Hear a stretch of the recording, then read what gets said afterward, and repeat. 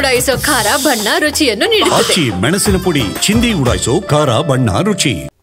ಕೊಲೆ ಆರೋಪಿ ದರ್ಶನ್ಗೆ ಜೈಲಿನಲ್ಲಿ ನರಕ ದರ್ಶನವಾಗ್ತಾ ಇದೆ. ಪರಪ್ಪನ ಅಗ್ರಹಾರದಲ್ಲಿ ಕಂಬಿ ಎಣಿಸ್ತಾ ಇರುವಂತಹ ದಾಸ ವಿಲವಿಲ ಅನ್ನುವಂತಹ ಪರಿಸ್ಥಿತಿ ಇದೀಗ ನಿರ್ಮಾಣವಾಗಿದೆ. ಯಾಕಂದ್ರೆ ಈ ಮುಂಚೆಯೂ ಕೂಡ ಪರಪ್ಪನ ಅಗ್ರಹಾರ ಜೈಲು ಸೇರಿದ್ರು ಕೊಲೆ ಪ್ರಕರಣದಲ್ಲಿ. ಅದಾದ್ಮೇಲೆ ಬಳ್ಳಾರಿ ಜೈಲಿಗೆ ಶಿಫ್ಟ್ ಆದ್ರು. ಆಗ ಒಂದಷ್ಟು ಸೌಲಭ್ಯ ಸಿಕ್ಕಿತ್ತು ನಟ ದರ್ಶನ್ಗೆ. ಆದ್ರೆ ಈ ಬಾರಿ ಆ ರೀತಿ ಇಲ್ಲ. ಮನೆ ಊಟವೂ ಇಲ್ಲ, ಭೂರಿ ಭೋಜನವೂ ಸಿಗ್ತಾ ಇಲ್ಲ. ಐಷಾರಾಮಿ ಲೈಫ್ ನಡೆಸ್ತಾ ಇದ್ದ ದರ್ಶನ್ಗೆ ಸದ್ಯಕ್ಕೆ ಜೈಲು ಊಟವೇ ಗತಿ.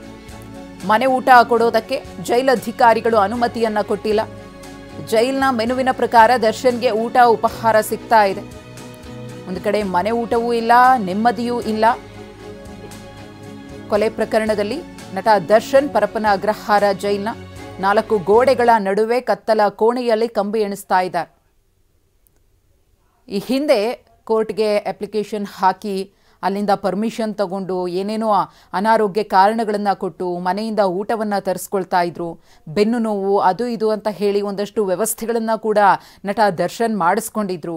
ಆದರೆ ಈ ಬಾರಿ ಇದೆಯಲ್ಲ, ಇದು ತುಂಬಾ ಕಠಿಣವಾಗಿರುತ್ತೆ ನಟ ದರ್ಶನ್ಗೆ ಜೈಲಿನಲ್ಲಿ ದಿನಗಳನ್ನು ಕಳೆಯೋದು. ಯಾಕೆಂದರೆ ಸುಪ್ರೀಂ ಕೋರ್ಟ್ನಿಂದಲೇ ಬೇಲ್ ಕ್ಯಾನ್ಸಲ್ ಆಗಿರುವುದು. ಹೈಕೋರ್ಟ್ ಕೊಟ್ಟಿದ್ದಂತಹ ಬೇಲನ್ನು ಸುಪ್ರೀಂ ಕೋರ್ಟ್ ಕ್ಯಾನ್ಸಲ್ ಮಾಡಿ ಖಡಕ್ಕಾಗಿ ಸೂಚನೆಯನ್ನ ಕೊಟ್ಟಿದೆ. ಪರಪ್ಪನ ಅಗ್ರಹಾರ ಜೈಲ್ಗೆ ಸಂಬಂಧಪಟ್ಟಂತೆ ಏನೆಲ್ಲ ಎಡವಟ್ಟುಗಳಾಗಿತ್ತೋ, ರಾಜಾತಿಥ್ಯ ಸಿಕ್ಕಿತ್ತೋ ಅದು ರಿಪೀಟ್ ಆಗಬಾರದು ಅಂತ ಎಚ್ಚರಿಸಿದೆ ಸುಪ್ರೀಂ ಕೋರ್ಟ್.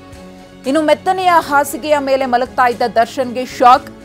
ಜೈಲಿನ ಮ್ಯಾನ್ಯುವಲ್ನಂತೆ ಬೆಡ್ಶೀಟ್ ನೀಡಿದ್ದಾರೆ ಸಿಬ್ಬಂದಿ.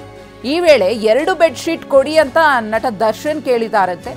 ಆದರೆ ಜೈಲಿನ ನಿಯಮ ಇರೋದ್ರ ಪ್ರಕಾರ ಒಂದೇ ಬೆಡ್ಶೀಟ್ ಅನ್ನ ಕೊಡೋಕ್ಕಾಗೋದು, ಒಂದನ್ನೇ ತಗೊಂಡು ಹೋಗಿ ಅಂತ ಹೇಳಿ ಒಂದೇ ಬೆಡ್ಶೀಟ್ ಅನ್ನ ನಟ ದರ್ಶನ್ಗೆ ಕೊಟ್ಟು ಕಳಿಸಿದ್ದಾರೆ ಜೈಲ್ ಸಿಬ್ಬಂದಿ.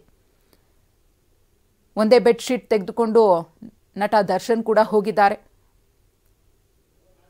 ಉಸಿರು ಬಿಟ್ಟಿಲ್ಲ. ಜೈಲ್ ಅಧಿಕಾರಿಗಳು ಖಡಕ್ಕಾಗಿ ನಟ ದರ್ಶನ್ಗೆ ಕೊಡೋಕ್ಕಾಗೋದೇ ಒಂದು, ಇದು ನಿಯಮ, ನಿಮಗೂ ಕೂಡ ಅಪ್ಲಿಕೇಬಲ್ ಅಂತ ಹೇಳಿ ಖಡಕ್ಕಾಗಿ ಹೇಳಿದ್ದಾರೆ.